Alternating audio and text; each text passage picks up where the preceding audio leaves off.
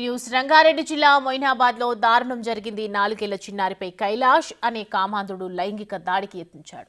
చిన్నారి కేకలు వేయటంతో కామాంధుడిని పట్టుకొని స్థానికులు చితకబాదారు. ఆ తర్వాత మొయినాబాద్ పోలీసులకు అప్పగించారు.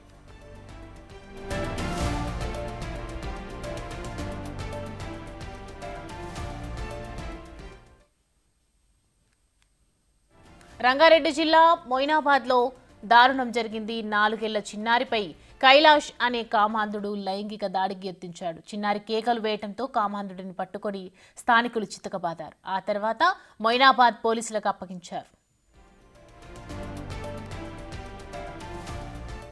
ఈ అంశానికి సంబంధించి మరిన్ని అప్డేట్స్ మా ప్రతినిధి సుజాత అందిస్తారు. సుజాత, 4 ఏళ్ల చిన్నారిపై కైలాష్ అనే కామాంధుడు లైంగిక దాడికి యత్నించినట్లుగా తెలుస్తుంది. అసలు ఈ కైలాష్ ఎక్కడి నుంచి వచ్చాడో అసలు అప్డేట్స్ ఏంటి?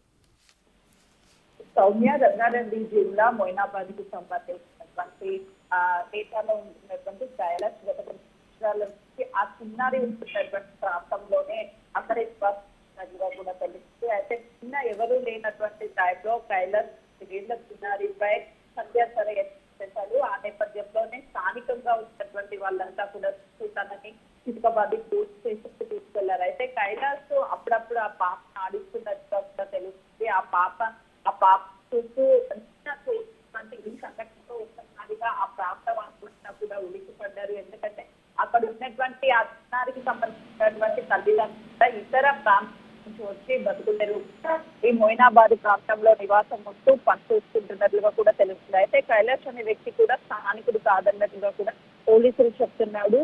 ఆ ప్రాంతంలో ఉన్నటువంటి వాళ్ళంతా కూడా ఒకసారి ఈ ఘటనతో చిన్న పిల్లలు ఉన్నటువంటి ప్రాంతంలో ఇలాంటి వాళ్ళు ఉంటే ఇలాంటి పరిస్థితులు ఏర్పడతాయి, వాళ్ళందరినీ కూడా ఖాళీ చేయించాలి అని చెప్పేస్తూ వాళ్ళు చెప్తున్నటువంటి సిచ్యువేషన్ ఉంది. పోలీసులు కూడా మరిన్ని వివరాలు సేకరిస్తున్నారు. కైలాష్ ఇప్పటికే అదుపులోకి తీసుకున్నారు. కైలాష్ నిన్న జరిగినటువంటి సంఘటన మొత్తాన్ని కూడా కైలాష్ తో పోలీసులు అయితే మాత్రము విచారిస్తున్నారు. అసలు ఏం జరిగింది ఏంటి అని తల్లిదండ్రులు కూడా పిలిపించి భరోసా ఇచ్చే ప్రయత్నం చేశారు. అతనికి సంబంధించి ఖచ్చితంగా కఠిన శిక్ష పడాలి అని తల్లిదండ్రులు ఆవేదన వ్యక్తం చేస్తున్నారు. మనకు 4 ఏళ్ల చిన్నారి అంటే కనీసం తనకి ఏం జరుగుతుంది ఏంటి అని కూడా తెలియని పరిస్థితి. ఆ వయసు ఉన్నటువంటి పాప మీద ఇలాంటి దాడి చేసినటువంటి ఘటనతో ఒక్కసారిగా అయితే మాత్రం కుటుంబ సభ్యులు తనకి శిక్షించాలి, కైలాష్ ఖచ్చితంగా కూడా బయటికి రావద్దు, మరొకరికి ఇలా జరగొద్దు అని చెప్పేసి కుటుంబ సభ్యులు ఆవేదన వ్యక్తం చేస్తున్నటువంటి పరిస్థితి ఉంది. సౌమ్య, పోలీసుల వివరాల ప్రకారం మాత్రం వాళ్ళు విచారించిన తర్వాతనే మరిన్ని వివరాలు బయటపడే అవకాశం ఉంటుంది. దాంతో పాటు పలు సెక్షన్ల కింద కేసు నమోదు చేసినటువంటి సిచ్యువేషన్ ఉంది. Soumya, thanks for the update Sujatha.